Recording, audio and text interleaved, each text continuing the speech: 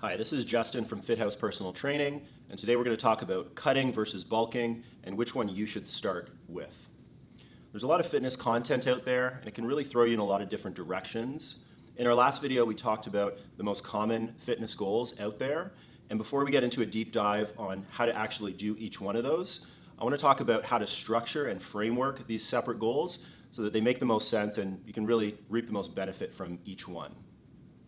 First and foremost, the most reliable way to optimize your physique and see the best results possible is to alternate between these separate phases. Don't let anyone tell you otherwise. You cannot do them all at the same time.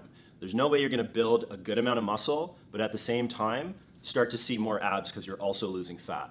It just doesn't work that way, guys, and it's going to be confusing if you try that. It's also going to be demotivating. You're going to hit a plateau. So before we get into how to structure each phase and where to start, I just want to talk about one more huge myth or one misconception when it comes to these phases, and that has to do with women and their fear of a bulking phase.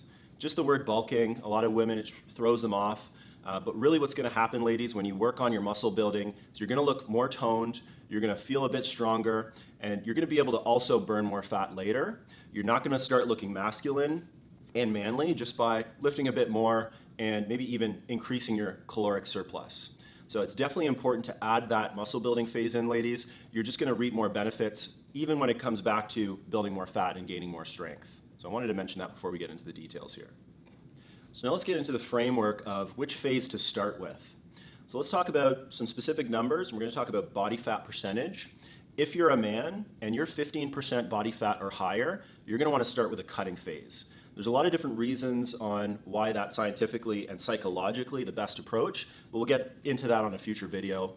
For you women out there, if you are 25% body fat or higher, you're also going to want to start with a cutting phase. Okay? On the other hand, for building muscle, if you're down to, let's say, 10 to 12% body fat as a man, that's when you want to start focusing on building muscle. And that's pretty low. So let's say you just made some huge drop in your body fat percentage and some good time has passed. That could also be a good indicator to switch it up and start building muscle again. These are just general numbers. I don't want to get too specific. As a woman, if you're down to about 20% body fat, that's also a good time to switch it up and start building some muscle mass.